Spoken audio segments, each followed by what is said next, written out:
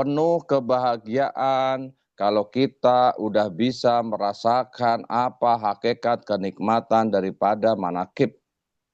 Apalagi kita manakib bisa sohbah secara langsung.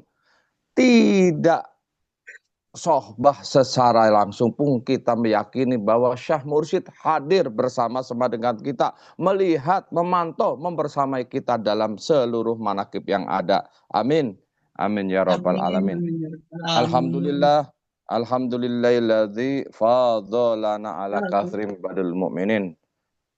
Insya Allah kurang lebih 15 menit ke depan atau 20 menit ke depan, saya akan menyampaikan hikmat ilmiah sebagai tugas pada manakib malam hari ini. Insya Allah yang akan saya sampaikan yaitu sesuatu yang saya ingat dan saya rasakan dan saya yakini dan saya amalkan. Jadi tidak akan menyampaikan apa yang tidak kita yakini dan tidak kita amalkan. Sebagai petugas daripada Syekh Mursyid, wakil talqin Syekh Mursyid, kita pun mendengarkan apa yang disampaikan oleh para wakil talqin, para kiai yang membersamai daripada Syekh Mursyid. Wabil khusus yang disampaikan oleh Dr. Kiai Haji Jujun Junaidi, salah satu wakil talqin Syekh Mursyid yang berada di Garut.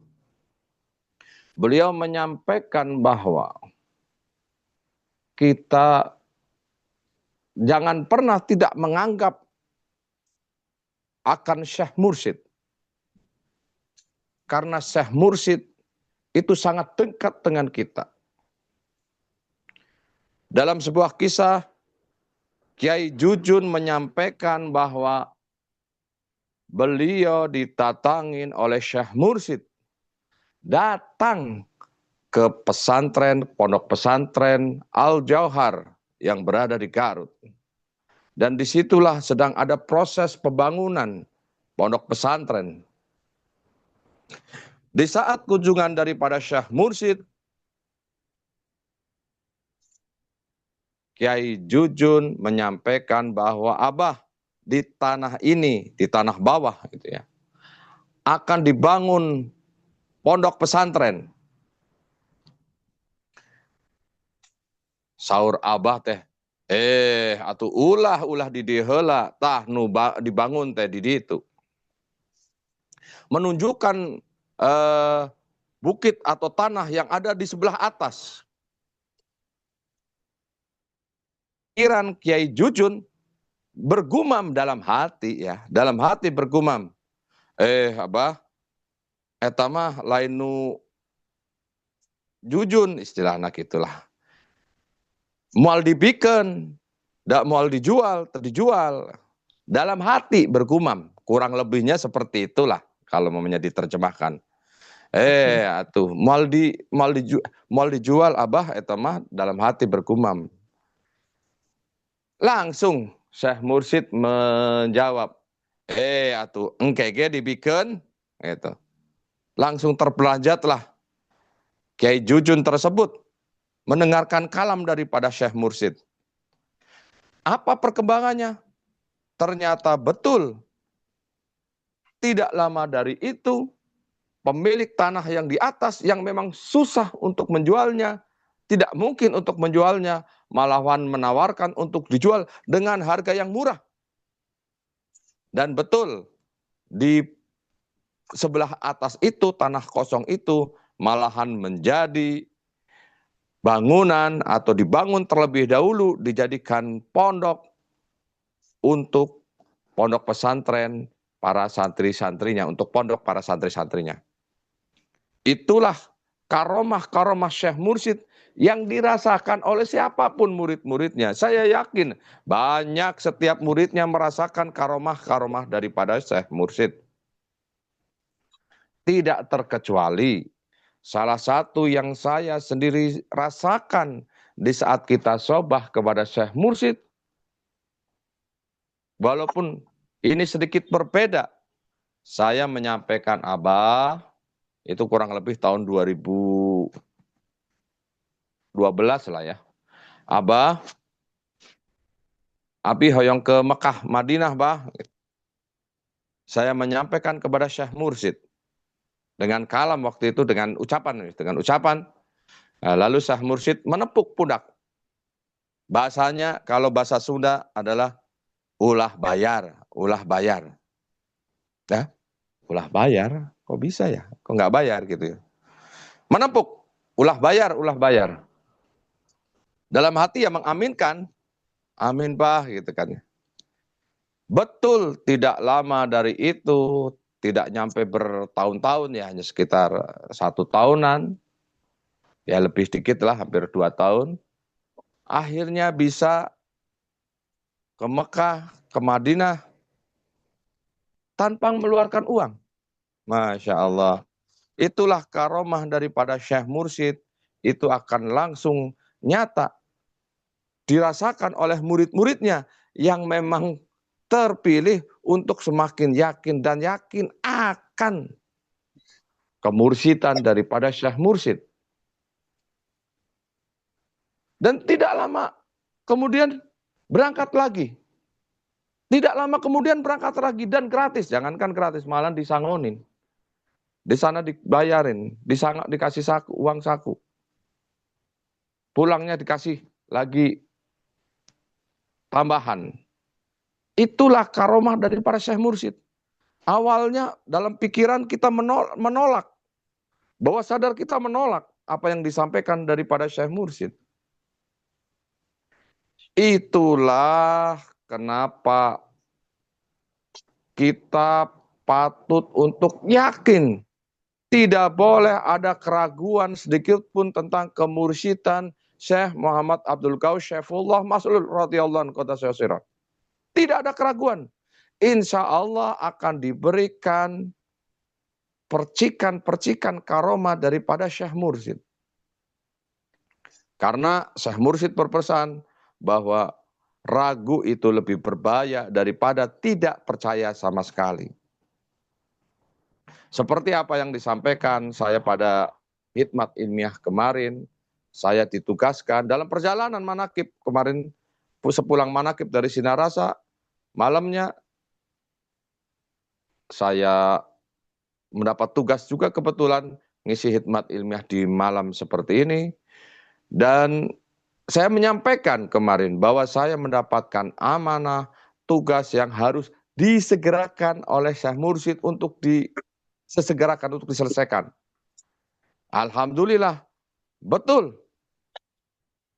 Perkembangannya setelah malam itu, tugas yang disampaikan oleh Syekh Mursyid kepada saya, yang ditugaskan kepada saya, alhamdulillah, alhamdulillahilladzi fadhalana ala katsirin min badil mu'minin, selesai dengan baik. Jadi di perjalanan itu selesai dengan baik. Tugas oleh Syekh Mursyid, saya pun menggunakan karomah daripada Syekh Mursyid agar tugasnya itu lancar. Selesai dengan sangat baik. Alhamdulillah. Jadi kita harus punya keyakinan penuh kepada Syekh Mursyid kita. Jangan mudah tergoyah oleh hasutan, oleh kebencian, ujaran kebencian, ataupun konten-konten yang tidak jelas. Tidak perlu itu untuk dibaca berulang-ulang, apalagi diyakini. Gitu kan.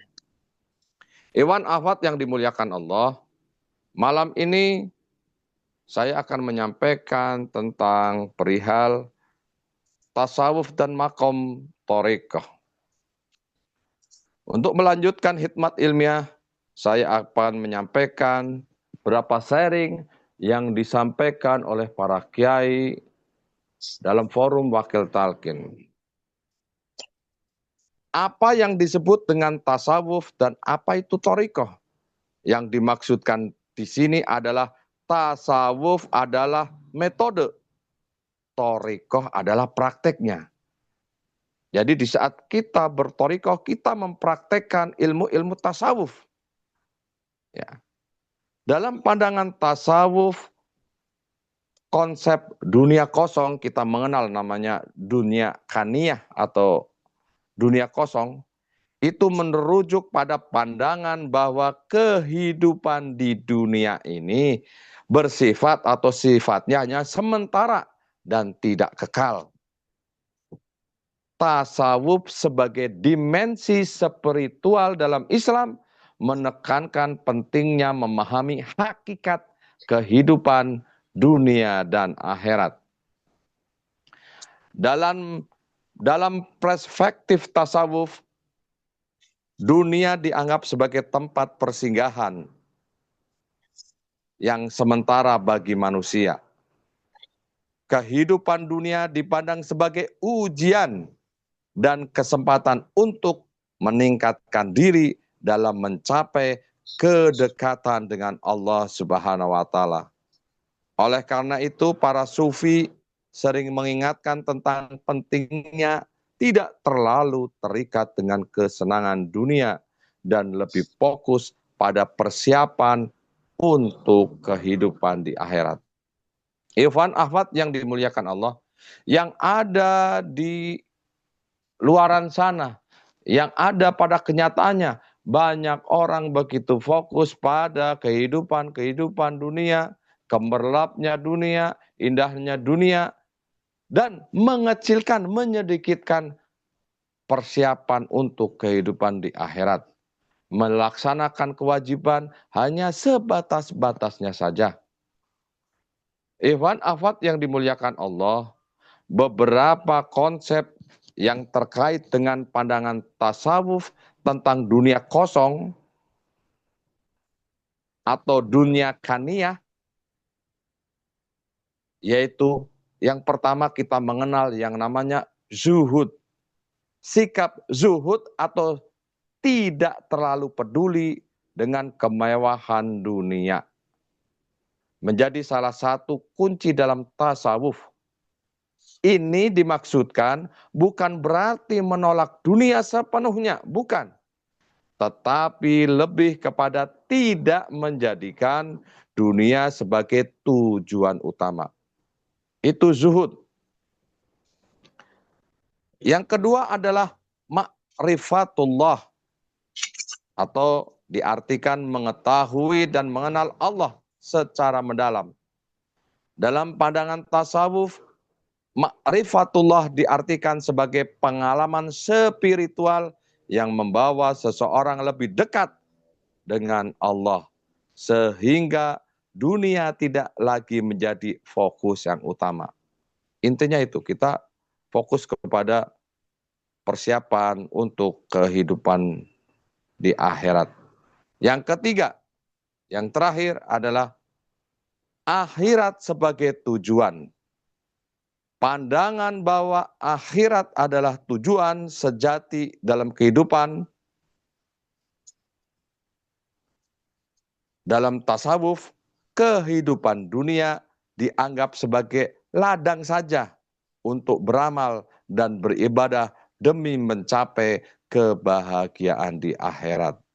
Ikhwan akhwat yang dimuliakan Allah, sehingga di sini disimpulkan bahwa dalam tasawuf, konsep dunia kosong bukan berarti menolak kehidupan, tetapi lebih kepada menempatkan kehidupan dunia dalam perspektif yang tepat, yaitu sebagai sarana untuk mencapai kehidupan yang kekal dan abadi, yang kekal dan bahagia di akhirat. Ikhwan akhwat yang dimuliakan Allah, sebagai penutup, semoga kita dikuatkan, dibisakan oleh Syekh Mursyid untuk bisa istiqomah mengamalkan, mengamankan, dan melestarikan seluruh amaliyah daripada Syekh Mursyid. Andaikan kita tidak bisa mengamalkan seluruhnya, jangan pernah berani-berani untuk meninggalkan semuanya. Istiqomahlah, walaupun mungkin belum banyak. Istiqomahlah, istiqomahlah, terus bertambah, bertambah. Dan insya Allah, di saat kita sering sohbah, bertemu langsung kepada Syekh Mursyid, ataupun subah atau sobah yang tidak bertemu langsung, dengan cara kita berobitoh kepada Syekh Mursyid. Robitoh di sini yang dimaksudkan adalah mengamalkan apa yang dituntunkan daripada Syekh Mursyid. Mengamalkan amalan yang dituntunkan oleh Syekh Mursyid, itu adalah robitoh. Itu. Oleh karena itu, semoga kita diistiqomahkan untuk selalu bisa mengamalkan amalan daripada Syekh Mursyid. Ikhwan akhwat yang dimuliakan Allah, beberapa hal yang dapat saya sampaikan, semoga menjadi manfaat buat kita semuanya, semoga menjadi berkah, semuanya, segalanya, selamanya. Bibarakati wal karamah Syekh Muhammad Abdul Qaus Saifullah Maslur radhiyallahu anhu qadas wa syurah. Al-Fatihah. A'udzubillahi minasyaitonir rajim. Bismillahirrahmanirrahim.